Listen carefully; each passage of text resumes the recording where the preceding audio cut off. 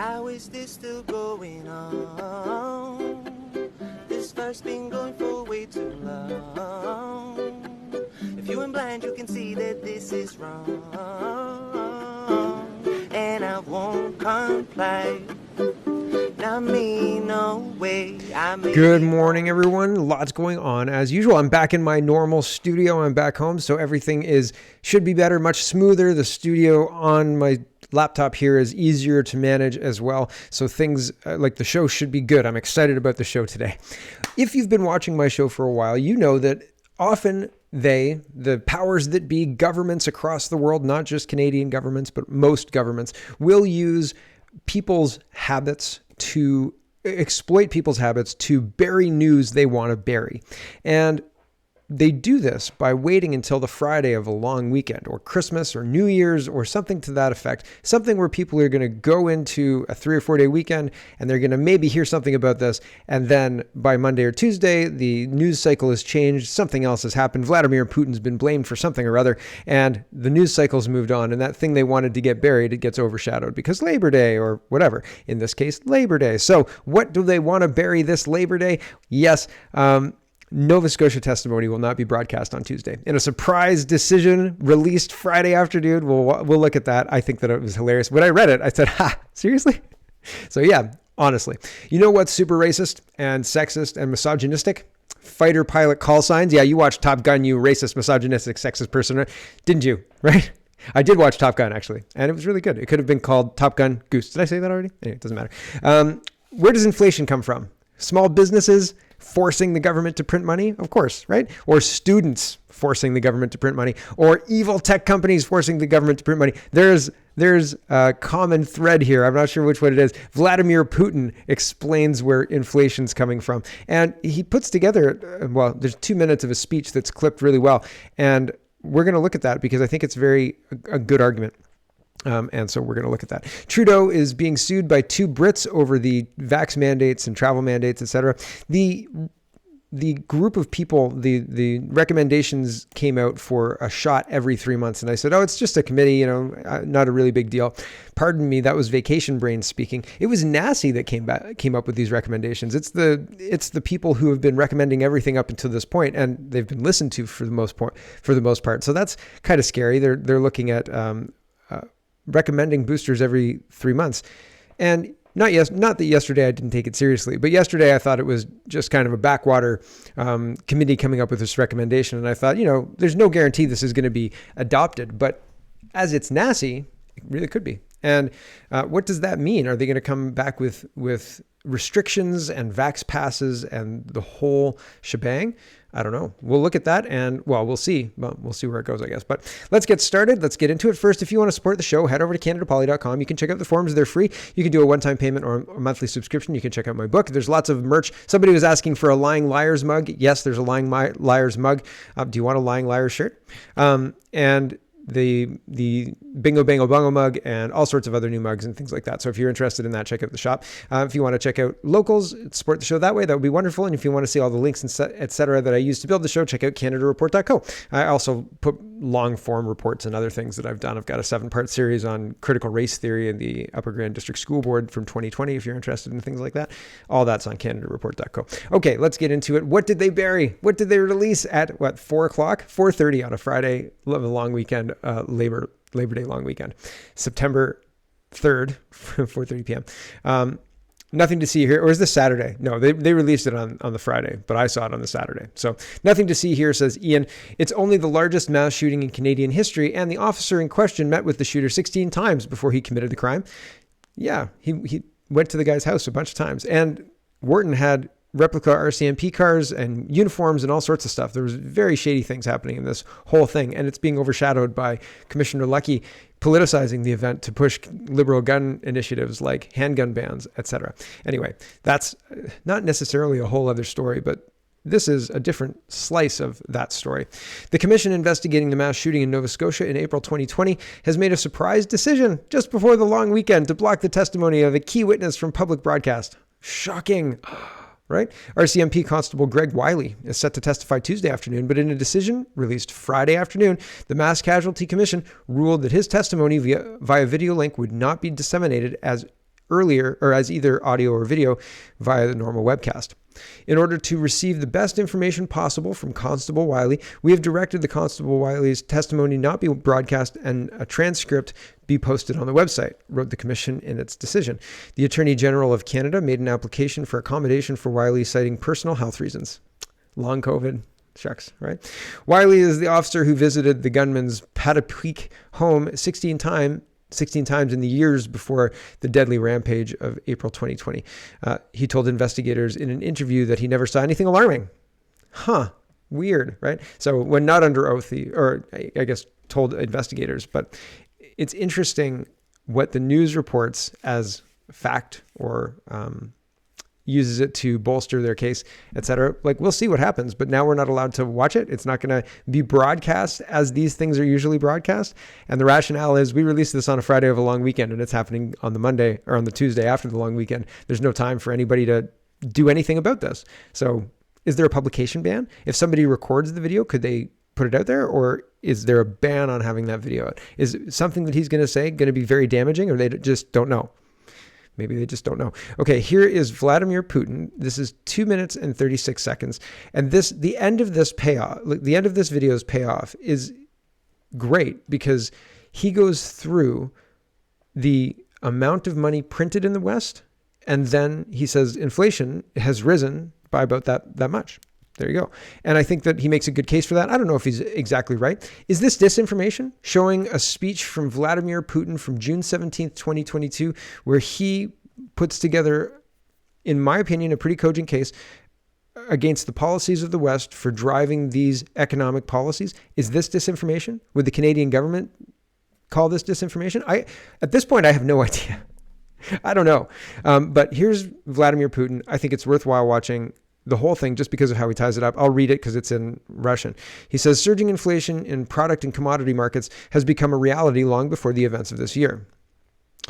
The world has been driven into this situation by many years of irresponsible macroeconomic policies pursued by the G7 countries.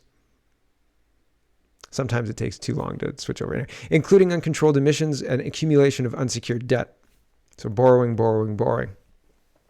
Unable or unwilling to find other solutions, the governments of leading Western economies simply accelerate their money printing machines and use this ignorant method to cover their unprecedented budget deficits. I've already cited this figure over the past 2 years. The money supply in the United States has grown by more than 38%. That's $5.9 trillion. The EU's money supply has also increased dramatically over this period. It grew by about 20% or 2.5 trillion euros.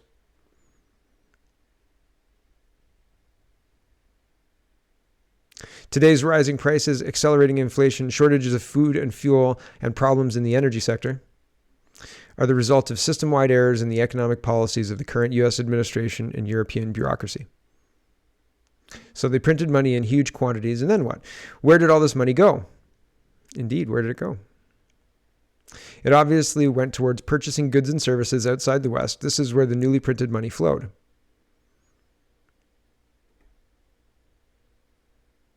They literally began to vacuum up and sweep out global markets. The interests of other states, including the poorest ones, were disregarded. They were left with scraps at exorbitant prices.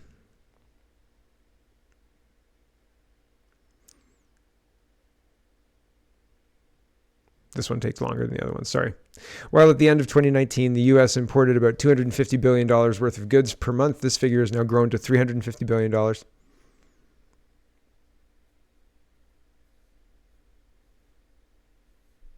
Another long one. It is noteworthy that the growth was 40%, exactly the proportion to the unsecured money supply printed in recent years.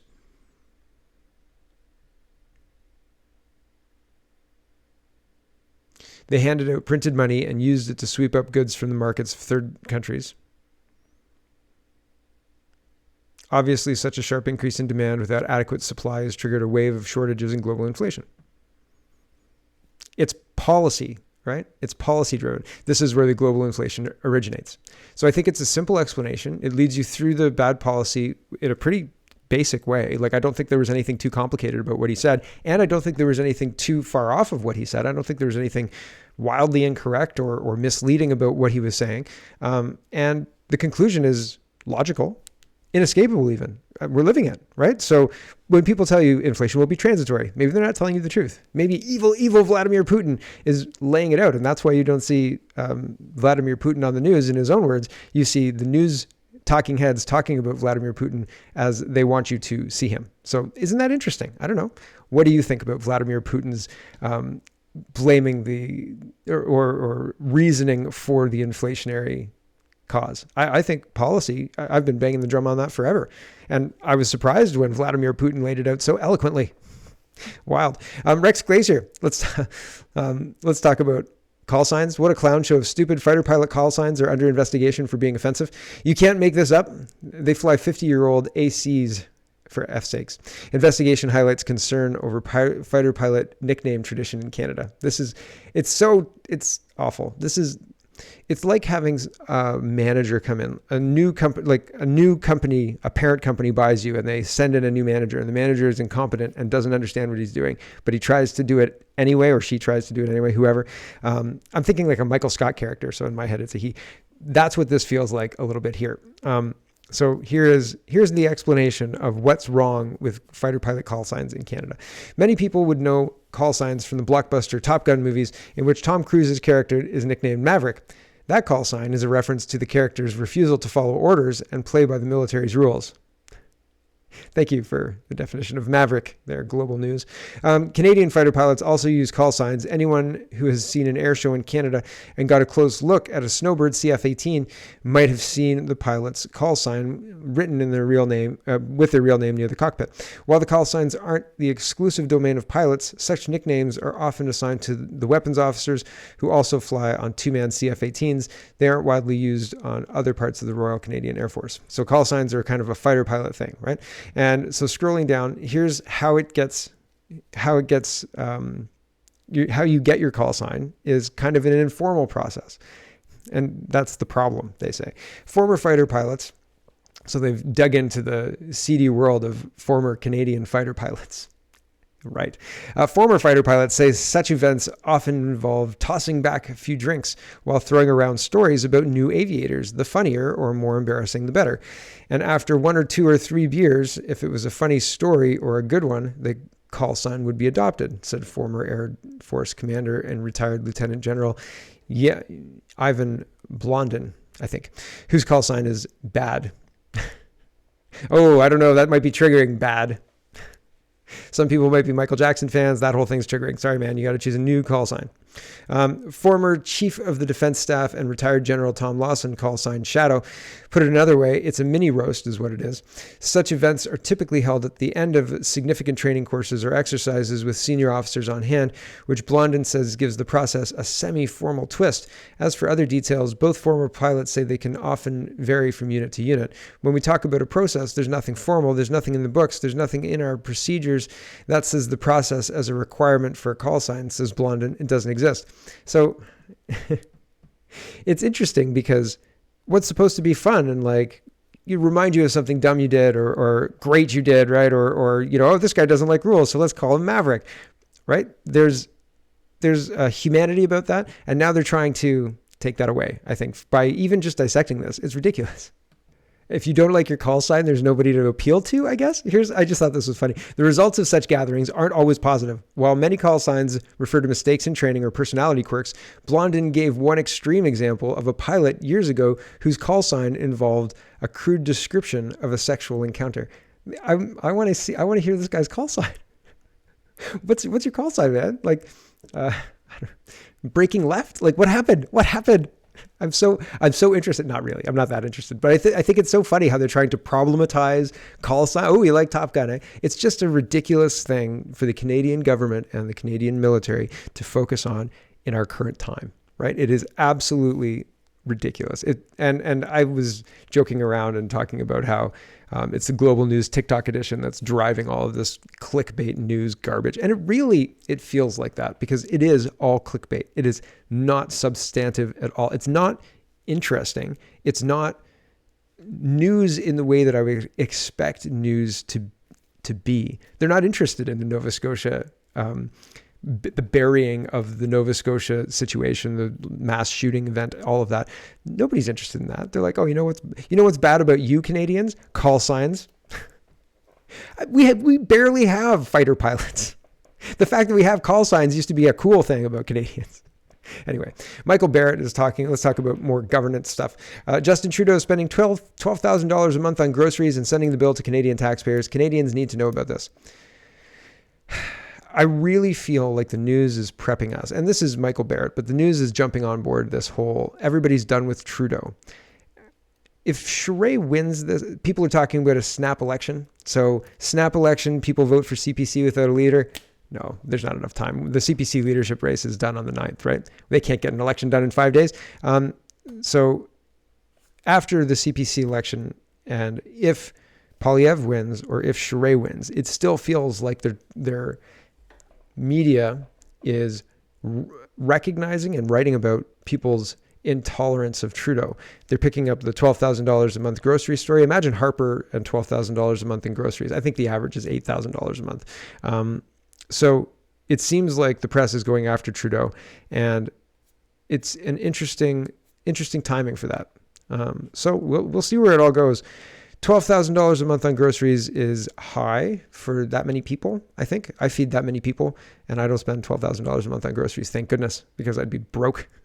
Right? So it's interesting that Justin Trudeau can do. You'd think we'd have, like, as taxpayers, we'd be able to say, here's your food budget. It's not unlimited. It's generous. It's not $12,000 a month, but it's generous. It's what you can afford on minimum wage. No, but you could actually have a better system than carte blanche, I guess, if the prime minister is going to abuse the system like that and rack up the bill it's like taking advantage of your company and taking the company charge card and going out for a very expensive lunch for yourself. You're probably not going to get fired for it, but people are going to raise eyebrows. You might have a conversation with the upper echelon people who say, what happened here? Why are we going out to this restaurant? Did you have a client? How much money did the client bring in? Is it worth the $2,000, $3,000, $12,000 you spent on groceries that month? Jagmeet Singh says, jobs that don't treat you with respect, wages that don't pay the bills, jacked up rents, and crushing student debt. None of this is fair to young people working hard to build a future. He's responding to a National Post article that says, it's a sponsored article. He's responding to an ad. According to the Real Affordability Index, a report recently published by the Youthful Cities think tank in collaboration with RBC, many are just barely scraping by. Jagmeet Singh is supporting Justin Trudeau in the carbon tax, in a lot of very damaging policies that increase the cost of living for the poorest among us. And yet he tries to sell this as somebody else's fault, but he's standing there allowing this to continue. And there are better ways to do it. The COVID policies, scrapping the COVID policies and the carbon taxes would actually help Canadians in the short term. Not sending $3 billion to Ukraine, for which I don't know what we get. What do Canadians get materially? Is there anything at all that we get? We don't get drinking water for First Nations people. We don't get military spending. We don't get benefits or infrastructure that can pay off down the line. What do we get specifically from Ukraine? I can't articulate what we're getting, and I'm actually looking for what we're getting out of this whole deal. Nothing. They're just saying, Canada's really, really nice, and we really like Ukraine, and here's a bunch of money because we're really good friends. And I don't know if that's enough money. I've had good friends. I don't know that I'd loan them $3 billion, right? Especially in a war against a nuclear superpower. Sorry, dude, you might have to come to the table and negotiate this. I can't help you here. This one's out of my depth. This one's out of Canada. If Canada got into a hot war with Russia, there's no amount of money that we would be able to spend to... I'm not saying that... Well, I don't know what the situation would be, an invasion from Russia to Canada. I can't see that happening. That just doesn't seem likely. But if there was some reason or way to stack up the two countries, the Arctic, the United States right now is defending our Arctic because we can't. So, what? right? That's the last I checked. I haven't looked in probably since 2021, but that's the last I checked. And I can't imagine Justin Trudeau prioritizing that, right? I mean, he's got surfing to do, doesn't he? So Jagmeet Singh is propping up a whole bunch of these bad policies that is crushing student debt. He's going to angle for paying off student loans. But this whole approach, this whole outlook is not helpful, and communism doesn't work. But Jagmeet Singh is trying to pretend that it does work, which is just annoying. The Globe and Mail is talking about there's a Quebec election coming up. The CAQ proposes 2 private medical centers to ease hospital strain ahead of Quebec election. Isn't that great that Quebec's allowed private healthcare? Right? Isn't that strange? Private healthcare is allowed in Quebec, but nowhere else in Canada. They shut that down in Alberta, I think. And BC had a whole system where you could pay to get an MRI, I think, on the same day you could pay for it. And now they shut that down. The Liberals threatened to withhold funding at the same amount as the cost of the MRI, blah, blah, blah. There was a whole standoff. Ridiculous. Absolutely wild. I can't believe that is happening. I don't know that protects us. There are systems in Europe that have a public-private partnership mix. Public-private partnership is language they use. A public-private mix of healthcare delivery.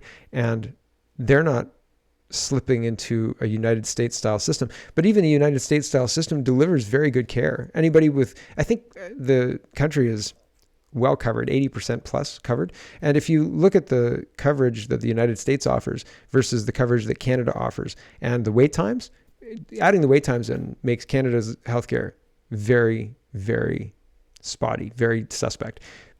Because sure, like you can get free access to mental health care, but you're going to be on a waiting list for 3 years. Like good luck dealing with that for 3 years while you're on a waiting list, because there isn't help like that, right? They say there is. We fund it. There's money there. People need the help, but it's not actually getting to the people that need it in a timely manner. And that's just mental health. And I know firsthand for mental health, and I can see firsthand that our healthcare is collapsing, and I can see that the United States isn't, right? And what's the difference? A lot of times it's policy. Okay, let's talk about, I've been talking about prosecution of politicians and how that doesn't happen. In Canadian tradition, it doesn't really happen. Somebody said in the 1970s, the October crisis, maybe somebody went to jail, and they told me who it was, and I can't remember now. So apologies. I was on a plane yesterday. But that was the last time they said that they could remember a Canadian politician going to jail or having legal trouble after leaving office. I just thought this was interesting because CTV News is reporting on this. With no immunity, Sri Lanka's former president Rajapaksa faces legal troubles. Prime Minister, President. Sri Lanka's ousted president Gotabaya Rajapaksa. That's a good name, really. Who returned home after 7 weeks in exile following protests over economic hardships, could face legal action over forced disappearances of activists now that he has been stripped of constitutional immunity, the lawyer said Saturday. So I'll be watching how this all plays out. This is the collapse of Sri Lanka and people not having anything to eat, and firewood is being stockpiled in Germany right now, which is pretty wild because people are worried about the winter. But Sri Lanka was following a WEF model. WEF was touting Sri Lanka as a success story. They were going to be super rich by 2025. Everybody was going to be happy and not racist, and everything was going to be good. And the country collapsed. And so now they're looking at legal troubles. If there's no food, are you running trials? Are you running a legal system if there's no food for 20 million people, or however many? I think it's 20 million people in Sri Lanka. Are you seriously running a trial? If you're running a trial and 20 million people are starving, or most of the people are starving, like if you decide to go ahead with the trial because it's super important, 20 million people are starving, are they paying attention to the trial? Because when the trial's done, they're going to get food. You see the problem? Like, I don't want the collapse of society to bring about chaos, to bring about a new order. That's kind of that plan, the other plan. I don't want that. I would really like 2010 normal back. I would really like 1990 normal back. I'm sure that people who are watching me are saying I really like 1970 normal back, but maybe not the 1970s. Right? There are things that we've lost about our society and our culture that have been traded away for safety, for promises of safety that they can't possibly deliver on. And there have been trades made because the war on terror, trades made because of all sorts of for your safety, comrade, we have to do this building thing. Building restrictions in Ontario, despite the fact that we have abundant land, a whole lot of trees, 100% clean, non-coal energy in Ontario, all sorts of stuff. But we can't build, so our houses are unaffordable. It's just insulting, right? It's unbelievable. Anyway, I'm interested to see if there's any kind of fix for all of these ills, and if anybody will be held accountable for the destruction they caused in Sri Lanka. Can you imagine causing a country to collapse and then coming home and being like, sorry guys, goodness me, who could have seen that coming? These green policies destroying our industry. Oh man. So with politicians destroying the country to the point of, in Sri Lanka, fully collapsing, and politicians in Canada, and we're going to do the comparison between Chrystia Freeland and Laith Marouf. Chrystia Freeland being accosted by, I can't remember his name, McDavid? I can't remember his last name, or his first name, but the gentleman in Alberta, and Laith Marouf. And there is no comparison because Laith Marouf was funded to the tune of more than $500,000 as an anti-racism consultant. And the gentleman in Alberta who yelled at Chrystia Freeland was a one-off, as far as anybody can tell, was a frustrated citizen who was legitimately frustrated, and he told Chrystia Freeland where to go in no uncertain terms. And the more dangerous person is, of course, the gentleman who told Chrystia Freeland where to go in no uncertain terms, and not the vile anti-Semist who was being funded by the Canadian government. But I wanted to remind everybody of what happened to Marwan Tabbara. Remember when Marwan Tabbara stalked a woman, broke into her house while he was a sitting MP, was arrested while he was a sitting MP, and not one media, anybody said anything about it? Now, if somebody swears at an MP in a public place, the deputy prime minister or something to that effect, that's national news, and we have to talk about censoring the internet, censoring more security for MPs because of the vile behavior of the public. Meanwhile, this guy stalked a woman, broke into her house, and nobody reported it for 6 months. And nobody knew about it for 6 months. Tabbara was a Liberal when he was arrested and charged in April of 2020, but it wasn't reported in the media until June, and Prime Minister Justin Trudeau said they learned of the charges just days before it was reported. Police in Guelph, oh man, Marwan Tabbara was stalking a woman in Guelph. Initially said information about Tabbara's arrest was not made public because the officers involved were not aware he was a sitting member of Parliament, but that was later revealed not to be true. So the police lied to cover up why they didn't mention why Marwan Tabbara was arrested for stalking a woman. Don't you think a Liberal MP who's stalking a woman would be more dangerous than, I don't know, a random Albertan telling Chrystia Freeland where to go?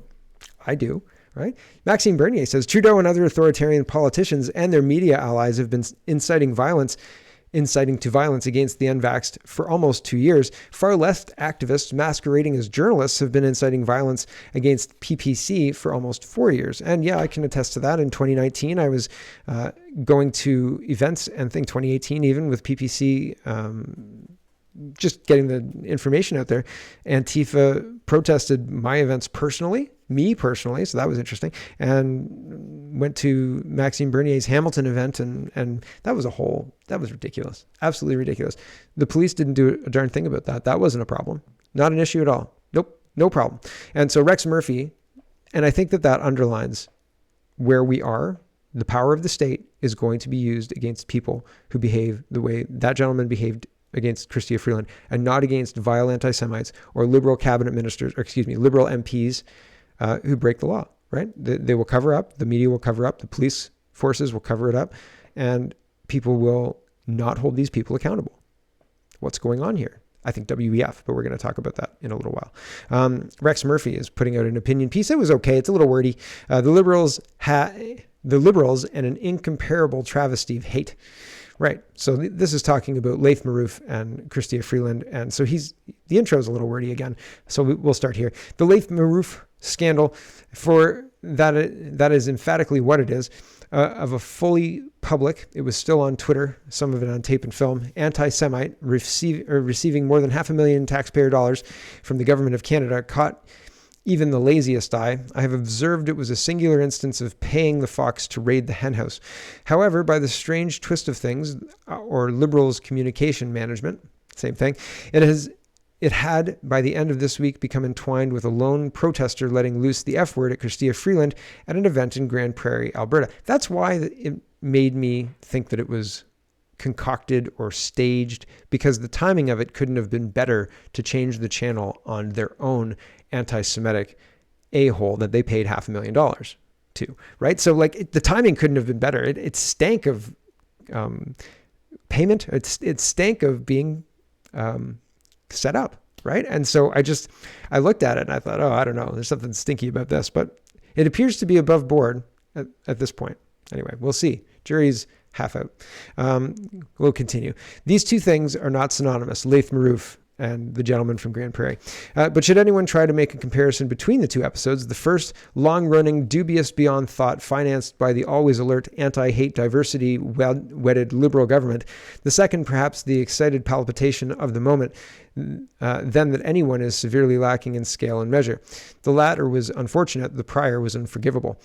Yet, in a very curious turn of events, the Grand Prairie episode resulted in a cascade, a full Niagara of denunciations from cabinet ministers, many of the press, various social media solons, and columnists of immense sensitivity almost the instant it happened. Again, stank of coordination, didn't it? As soon as that happened, everybody knew. Everybody got an email and they were like, you know what's terrible? Swearing at MPs like Chrystia Freeland because she's a strong woman. Everybody got the script, and the script was followed. People did exactly what they were told. In the case of the magnificently well-funded and anti-Zionist activist seminar leader of anti-bias training to the Canadian media, the reaction was dim, slow, reluctant, and parsed. Politicians get sworn at often. Sometimes they swear themselves. We would wish in an ideal time that neither happened, but happen they do. And in neither case, I must brutally point out they do happen, as Trudeau suggested on Wednesday about anger and the Canadians' body politic because of climate change. Okay, this one was just a really long sentence, but the point of the whole sentence is people get angry, sure, and they swear at politicians, sure, but the reason for the anger and the swearing is definitely not climate change. I agree with that. Words count was famously offered by Barack Obama, and who would dissent from such a king of thought? And seeing that words do count, I suggest that bullets to the head and Jewish white supremacists comprise a set of words that should call for more convulsions and denunciations than the cry of a lone and unfunded protester in Grand Prairie. Yeah. In pursuing this, I also suggest that bag of feces is categorically more mean, insulting, deliberate, and toxic than any of the quick-mouthed F word to the Deputy Prime Minister. How these two incidents, which are so different in intent and rage, so different in context, one player and continuing recipient of tax money in the hundreds of thousands in the name of government anti-bias training, the other a show-up at a city hall meeting, have become conflated is more sad than puzzling. Name any identified group in Canada other than Jews toward which you could drag out a phrase like bag of feces, couple it with bullet to the head, and put the phrase on Twitter, dear Lord, breath fails, and then get more than $500,000 from the government's anti-hate ministry and the CRTC. These people want to regulate our internet. That's who they want to regulate our internet. I can't make a better case against it than that. Well, I possibly could. But still, it is not a good idea to have a group of people who are heck bent on limiting the free speech of somebody who happened to be around Chrystia Freeland, who told her where to go, and who are completely opposed to even acknowledging a problem with Laith Marouf until the public backlash got so much that they had to respond. There's a problem there. There's a huge problem there. And it hasn't... At this point, as far as I understand it, they're still working towards C11 being passed. I don't know about the online harms bill. I haven't heard anything official about it being scrapped yet. So at this point in time, none of this is derailed. They absolutely want the CRTC to have control of the internet, and they're moving towards it, and they're using their resources to make it happen. One last bit from this piece. Anthony Housefather is getting credit for bringing Marouf's history to the attention of various cabinet ministers, particularly Diversity Minister Ahmed Hassan. Good for you, Mr. Housefather, but you have not told us what they said when you did. What was their reply to your alarm? What did they do? Did you speak to the Prime Minister's office? And if you did not, why not? Why did you not go public when you first witnessed this travesty? Half virtue is no virtue. Any attempt at equivalence or comparison of the incident in Grand Prairie to a year's worth of hate-filled outpourings from a determined anti-Semite funded by huge amounts of government money is insulting. Yeah, I would agree with that. Here's another piece from the National Post. We're not going to go through this one, but if you want to read it, you can. Liberal incompetence plus identity politics equals the Laith Marouf affair. I would say that they want to fund hate like this. And the reason they want to fund hate like this is so they can use it as justification to crack down on the internet. They'll say all of this stuff can't be said on the internet because it's hateful. And so to protect you, we have to stop everybody from saying those mean things on the internet. And it doesn't matter how true it is, because then they'll have control of what people can say. So they set what the truth is. They set what you're allowed to talk about. And they'll silence anything that's outside of that. Just look at my audience, right? Like I say things that I'm not supposed to speak about. So my audience doesn't grow. Right? Dean says, the Liberal who hired hate-monger Laith Marouf has suddenly fixed the system. Ottawa improving vetting process to keep heritage grants away from groups promoting hate. This was an inside job. Somebody knew Laith Marouf or somebody told Laith Marouf, there's a plum gig here and all you have to do is say you're an anti-racist. And nobody vetted him. Nobody looked into him. It's well known who he is and what he represents. And he was allowed to still collect $500,000. Is he going to have to pay it back, do you think? No. He's not going to pay. Of course not. Come on, please. Do you think Pierre Poilievre, here's a better question. If Pierre Poilievre wins and it's not a crowning of Jean Charest, because they're trying to do that. They are trying to do that. I was watching them build the narrative yesterday, talking about how Poilievre is losing support. I didn't put it into the show because I thought, I don't quite have enough yet. But they are making tweets sound like Mr. Poilievre is losing support in certain key areas. They're trying to build this narrative right now. It is happening right under your nose. It is happening. And if Pierre Poilievre walks in, do you think he will make Laith Marouf pay back the money? Do you? Let me know in the comments. I don't think so. I think zip, because it's the plan. It's the plan. They are trying to provoke in every single area of conflict.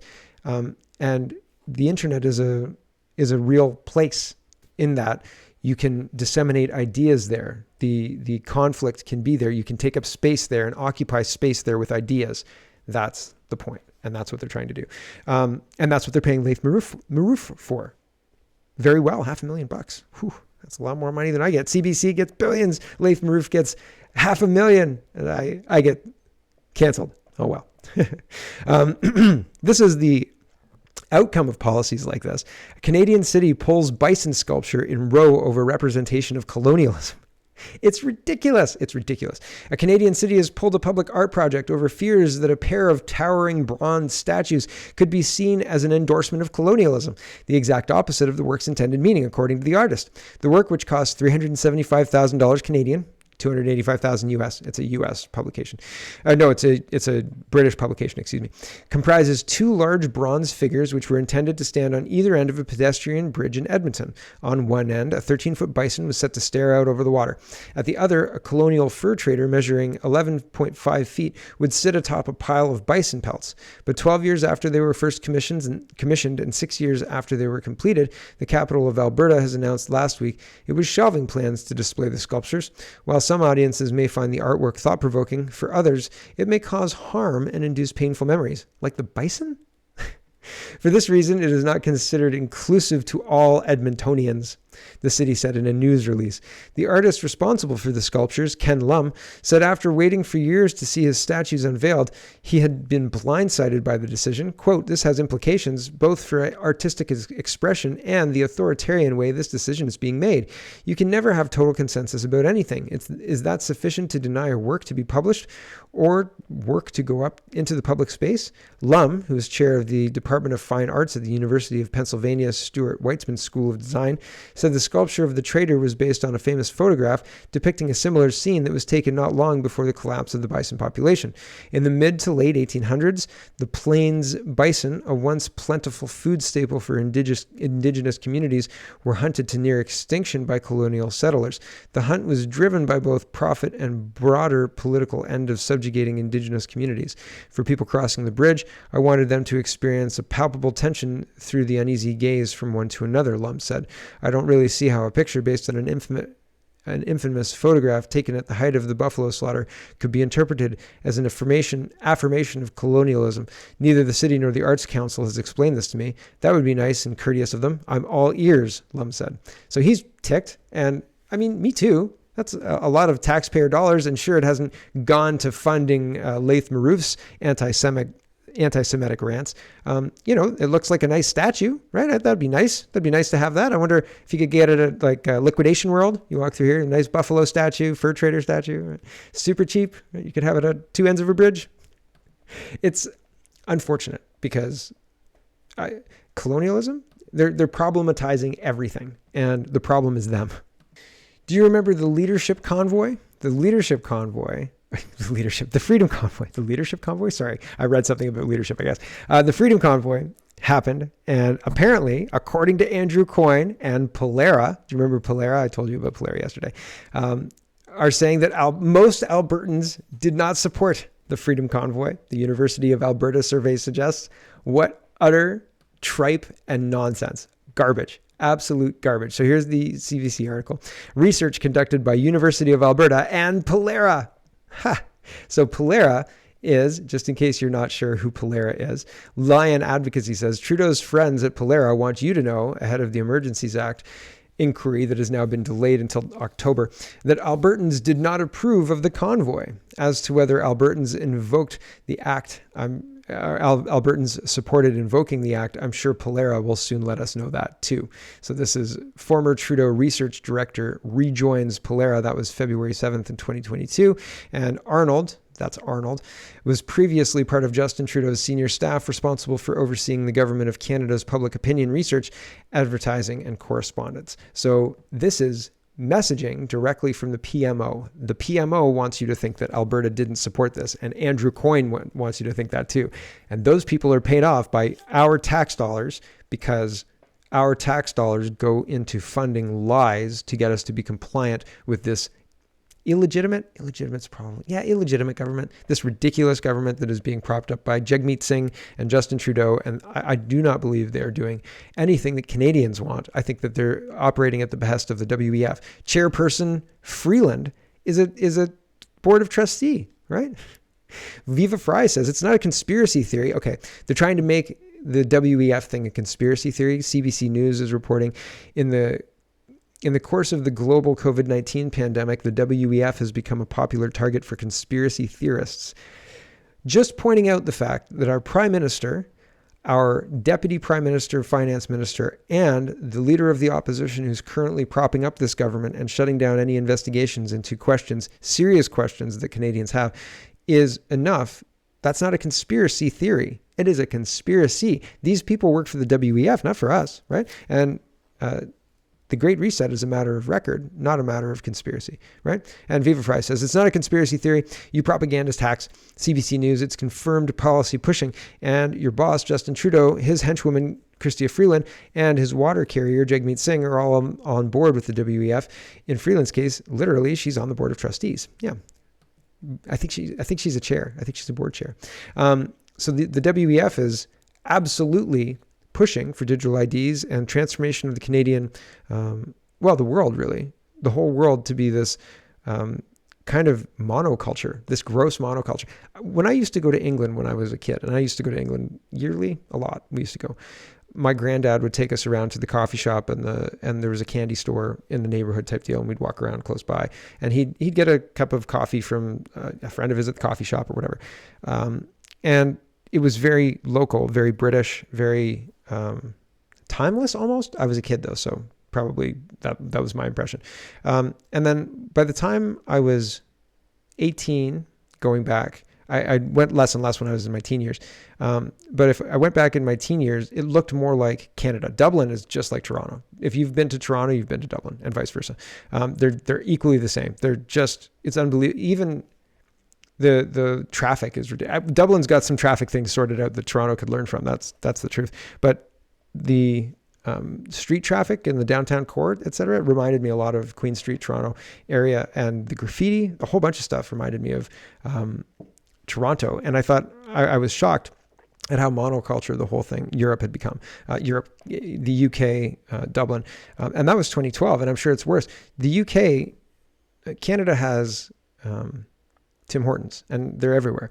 And in the UK, it didn't look like that. Nobody had Tim Hortons. There was no brand that was that ubiquitous. But by 2012, when I went back in the UK, and not in England, with like Liverpool, Manchester, London, those areas, they all had Costas, which are coffee bars that are kind of like Starbucks. They had Starbucks too, and they had Tim Hortons, but the Costas were everywhere. And again, monoculture. It's a push for this just gross, zero heart in the community, zero community feel. It's just, you want coffee. This Amazon coffee is going to deliver your coffee, and you're going to pay $10 for it. And everybody's going to agree that this is freedom. And it's bullshit. It's such bullshit. Okay, back to this. True North. Vast majority of Canadians want digital IDs, claims a government webcast. So the government is just letting us know what we want. And then they say, great, Canadian people want this. Let's move forward with the digital ID. They're going to push this digital ID until we just accept it. They're going to keep pushing and pushing and pushing and pushing, and then start saying digital ID is way better than this ID. And we're going to put just your driver's license renewal and your car renewal and this and that and this and that on it. And then all of a sudden you're going to wake up and it's all going to be on this ridiculous digital ID, and the government's going to own it all. And it's just wild. Anyway, a webcast hosted by Canadian School of Public Service, CSPS, makes the claim that a vast majority of Canadians want digital identities to access government services. The October 6th event, titled Paving the Path to Digital Identity for All, is open for registration to public servants at all levels. A vast majority of Canadians want safe and secure digital IDs to confirm their identity to access government services online seamlessly from any device, anywhere, anytime, the event description states. Learn what public servants need to do to help pave the path to secure, trusted, and harmonized digital ID ecosystem for Canadians. So that's what they're moving towards. Here's the poll. A recent poll surveying Canadians' views on digital ID was published by the Digital ID and Authentication Council of Canada, DIACC, an organization partnered with Government Advisory Board with the purpose of creating a pan-Canadian digital identity infrastructure. The survey found that 82% of Canadians were very or somewhat supportive of having their identities digitized. I don't know who did the poll. Do you think it's Polera? I'm interested. I'm going to find out right now if it's Polera or not. A couple issues with this article. First, it's from April, so April 6, 22, when Saskatchewan halted the digital ID plans. And the people who did the survey are the Canadian Organization for 2021. Finds that 78% of Canadians believe it is very or somewhat important that the federal and provincial governments move quickly to enable a safe and secure digital ID for all Canadians. Why do you think people would think that? I think most people would say, why do we need a digital ID? Can you explain it to me? We'd really like to track you and understand all of your purchases, including private person-to-person purchases that currently you do with cash. Oh, no, thanks. Laurie says, CBC News, World Economic Forum official says Canada has bigger issues to discuss than conspiracy theories. Adrian Monk responds to criticism, disinformation campaigns targeting the WEF. So they're trying to make this whole WEF thing a total conspiracy theory, but it's not. It's not, as far as I can tell. And the proof that they use to justify that it's not a conspiracy theory is not addressing the core issues at hand. Real Andy Lee highlights the person who's talking about, you guys have bigger fish to fry than these WEF conspiracy theories. Andy Lee does a little bit of a dive on him. Adrian Monk, the decision to postpone the WEF meetings in Davos was not taken easily, since the need for global leaders to come together to design a common recovery path and shape the great reset in the post-COVID-19 era is so urgent. Not conspiracy-ish sounding at all. Also from the WEF Managing Director Adrian Monk, the consequences of unabated disinformation are dangerous. Disinformation derails free speech. Shocking. Adrian Monk also works with AccuCenter. What do? Digital ID. A digital ID will drive financial and social inclusion by providing citizens with seamless access to healthcare, education, and other government benefit programs. Social credit? Yeah. And so she's done a further thread, but it's essentially like asking Imperial Tobacco, do the citizens of Canada need cigarettes? And if they need cigarettes, how many per day do they need? And which brand should they smoke? Imperial Tobacco? Yes, 2 packs a day, whatever Imperial Tobacco makes. DeMaurier? Is it DeMaurier? I can't remember. It wasn't players, right? That was DeMaurier. It was DeMaurier. Right? That's the answers. That's what they're going to tell you. And if you ask the people who are working for digital ID, do the Canadian people need digital ID? Yes, they do. When? Right now, yesterday. And what should we use? Us. Right? Oh, shocking. Oh my goodness. I can't believe those are the answers. We should get moving on that urgently. Wall Street Silver says, breaking, we're adding Indonesia to the long list of countries where social unrest is breaking out. So I've been reporting and showing you all sorts of countries that are protesting, and Indonesia is joining the list here. Sky high fuel prices and cost of living issues. The world is on the verge of breaking down. So get your rabbit hutches ready. Your prairie chicken is great. Prairie chicken is what my granddad called rabbit when we would visit, and my granddad in England, and we'd get rabbit, and they wanted us to eat it, and they would tell us it was chicken. And then my granddad would be sitting there going, yep, delicious prairie chicken. And my mom would say, Dad, stop. And then we'd say, what's prairie chicken? And then everybody would smile and we'd continue eating. Anyway, hungry people rise up in Bangladesh. Police forced to flee, chased by angry crowds. Rabbits breed quickly, so you can raise a lot of them. But I hear they kind of smell too. I had rabbits when I was a kid, but we didn't eat them. Lewis says, Prague, Czech Republic. Sources claim that communists and far-right organizers arranged a Czech Republic First rally demanding an end to sending support to Ukraine, the government to resign, and to leave the EU and NATO. 70,000 people turned up. So does that sound familiar to you? If you are organizing your country first, in this case, it's Czech Republic first, but if you were organizing, say, a Canada First rally, and you said, I think we could have spent that $3.1 billion that we spent in Ukraine on anything in Canada, and we could have been better off. And I was saying to somebody this morning, what did we tangibly get for that $3.1 million? Nothing. I don't think we got anything for it. And so if you had that, they would call you an alt-right communist. I guess communist and far right, they would do anything they can to demonize you. They would say he is a Diagolon supporter, which is hilarious because it's a meme country. Here's another one. The entire Wenceslas, I'm saying that terribly wrong, Square demands the resignation of the government, and they will demand the current cabinet, which is working against us, to resign. This is in Prague, so this is the Czech Republic. This is the same one that I just showed you. It's not a different one.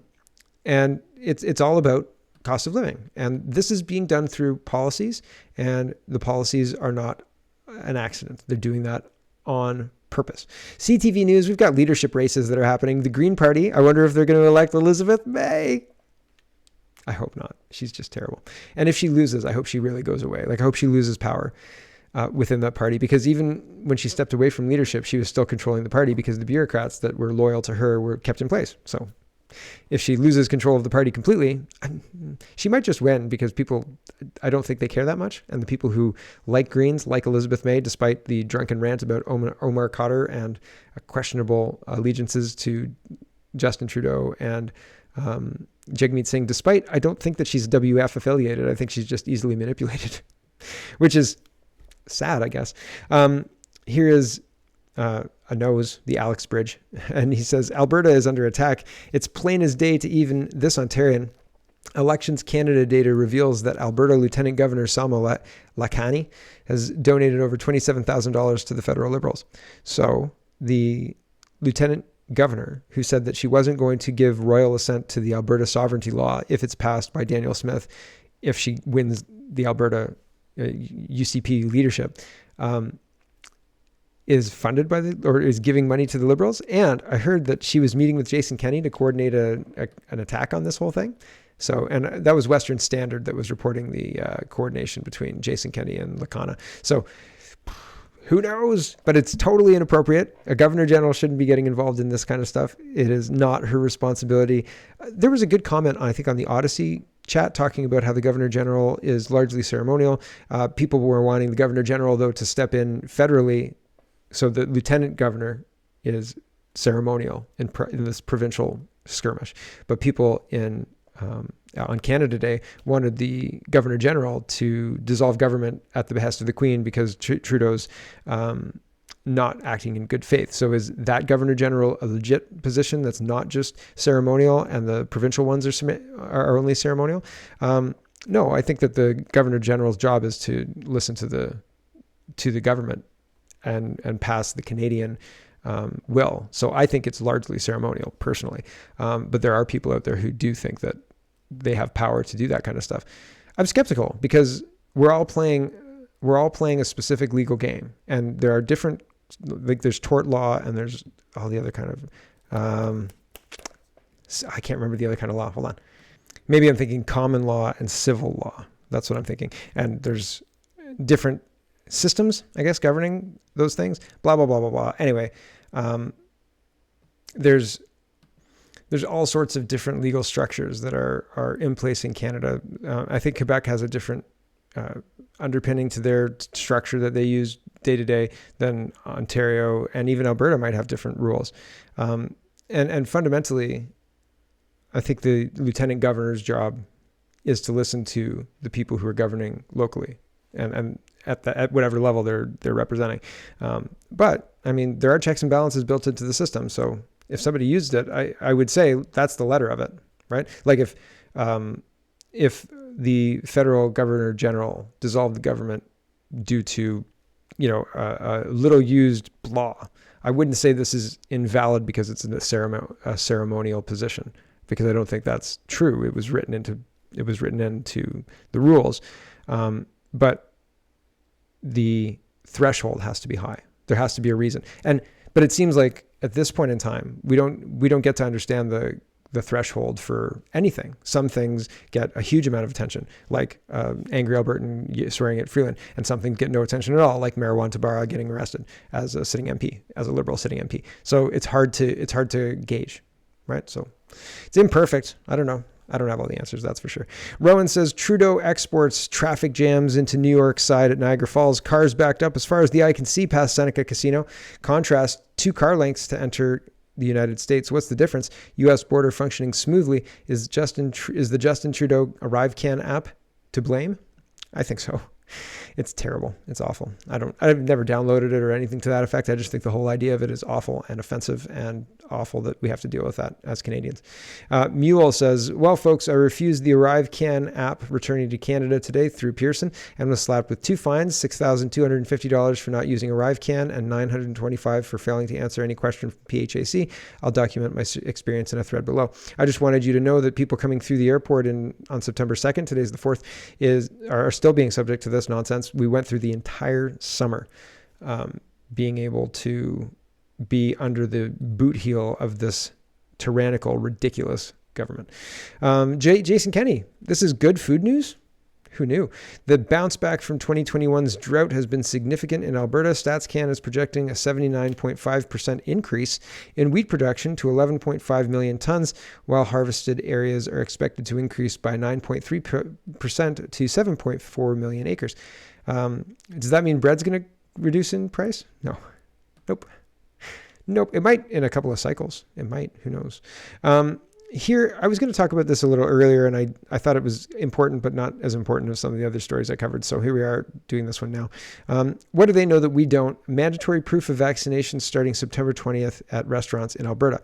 Now, somebody said, it looks like you're talking about what happened in 2021. This is September 20th for the start of passports in 2021. And she says, no, this was just sent to my brother by a close friend of his that has an upcoming trip to this hotel. And he stays at it for business. It's not from last year.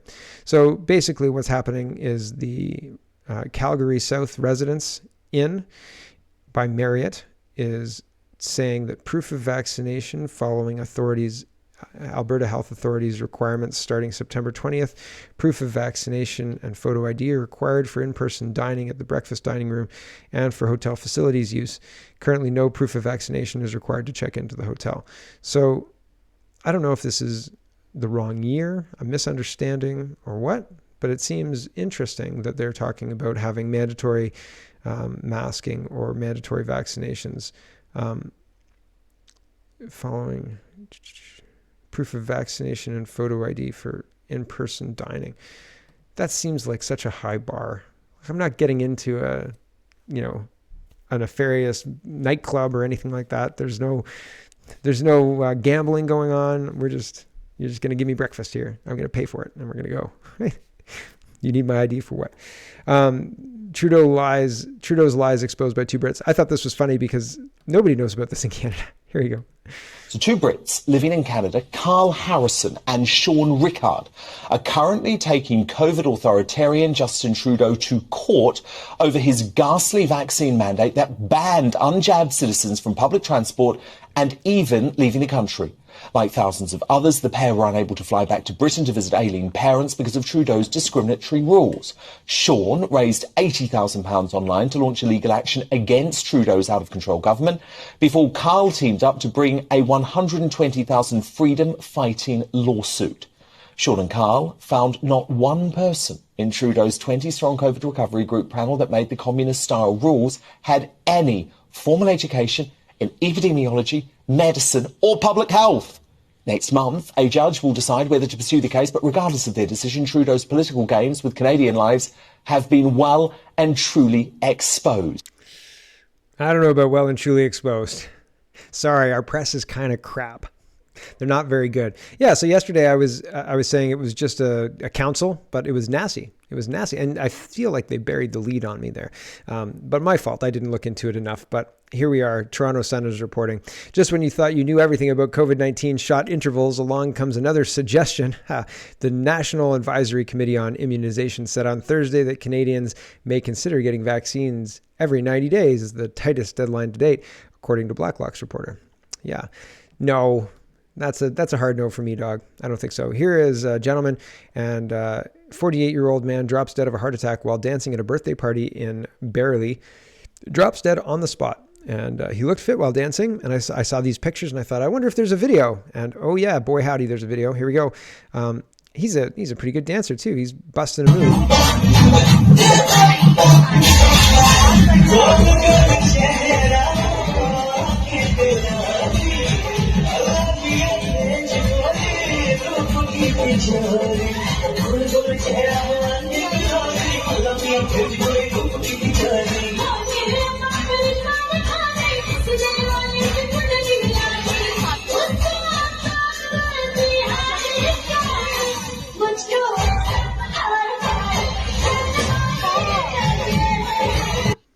So the thing that gets me about this, and if you weren't watching but just listening, apologies for the long song.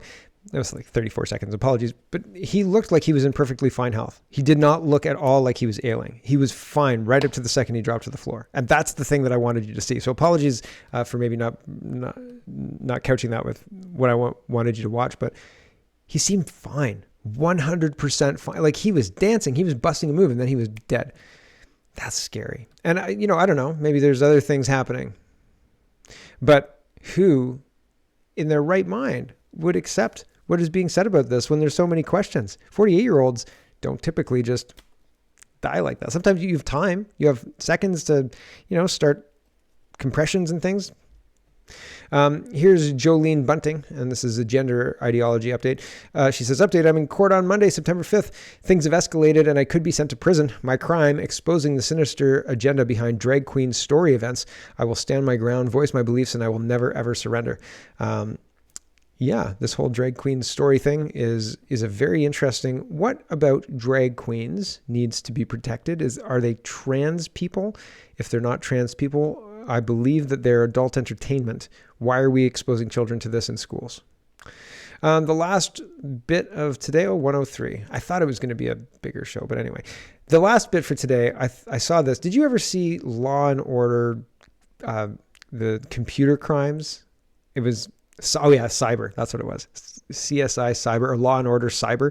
It was awful. It was awful, awful, awful. I tried to watch Law and Order when they went all woke, or I tried to continue because there was a time when Law and Order was just about like a little mystery, right? Like it was an hour-long mystery. You got Lenny, you got another cop, and they're doing their job, and they pass it off to the Attorney General, and the Attorney General says, "Oh, we can't prosecute this. We don't have enough evidence." And then they have an argument, and then they prosecute or whatever. It's a little mystery. They weren't putting anything into it, and then all of a sudden, even Law and Order SVU, everything was woke. If you're a police officer and you're a sex crime police officer, it's probably a bad idea to adopt a victim of sex crimes, and especially if you're a single mother, Benson. It doesn't matter.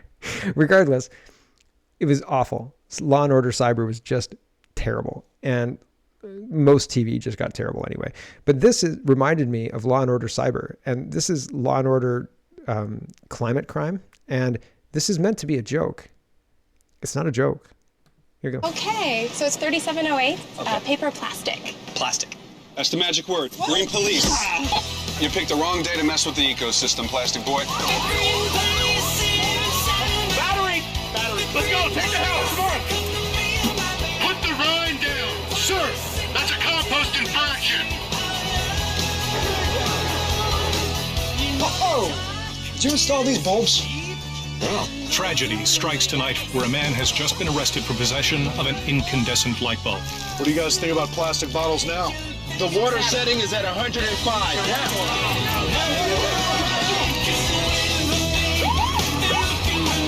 You got a TDI here? clean diesel. You're good to go, sir. My goodness, that's a Volkswagen ad. I thought it was a Justin Trudeau was coming in your neighborhood ad. Danny Target says, Britons to be banned from cooking until 8 p.m. and pubs only open until 9 p.m. This is from the Daily Mail. People will be banned from using washing machines, dishwashers, and ovens from 2 p.m. to 8 p.m. Pubs will turn off their lights at 9 p.m., 2100, and last orders will be taken at 2030. That's 8:30. Here's the Daily Mail piece that's talking about that. Energy rationing very possible for the UK this winter. Catherine Porter, energy consultant at WattLogic, says homes, hospitals, schools, businesses, and councils will have to reduce gas and electricity use. It was warned millions could be asked to avoid cooking and using appliances in peak evening hours until after 8 p.m. Liz Truss last night ruled out the idea, but energy experts said you either have rationing or you have blackouts. That's where we're at. That's where the green policies have led. The green policies are a disaster. They're anti-human, they're anti-you and me, and they want desperately, the carbon they want to reduce is you, right? You've heard that before. That's a meme, I think, at this point in time. But it's absolutely true. It's 100% accurate, and they are moving at this point to hamstring the things that keep us alive and comfortable in our Western societies, in our Western world, in our Western civilizations that we've built.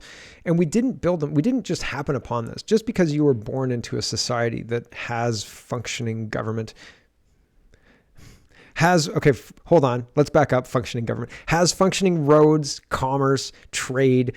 The government is not functional at this point in time. I don't think that the government is functional, but at one point the government was functional, and they were using the tax dollars to benefit the citizens. So if you were lucky enough, and not everybody is, but if you were lucky enough to be born into a situation where the political the place you live was politically stable, and they were using taxpayer monies to enrich the taxpayers' lives, meaning they built infrastructure, they funded police, they funded healthcare, they did all sorts of stuff. That's not ill-begotten gains. You shouldn't feel guilty for being born into a society like that. You should feel a sense of responsibility to pass that unbelievably unlikely situation down to your kids. And the idea that original sin, people have original sin because they're privileged and they have a specific skin color, that's racism. That's racist, and it should be rejected. And this government, the government across the world that are pushing this, needs to be removed. And it's the WEF. It's not just these governments.